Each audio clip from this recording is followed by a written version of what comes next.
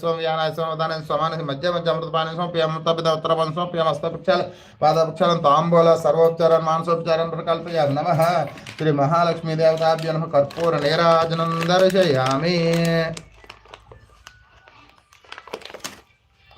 హారతి అమ్మవారికి ఇస్తున్నాము, చూసి నమస్కారం చేసుకోండి. హారతి అంటే కర్పూరం ఎలా కరిగిపోతుందో అలాగే మన కష్టాలన్నీ కరిగిపోయి అమ్మవారు మనకు మనస్ఫూర్తిగా కోరుకోవడానికే హారతిస్తాము.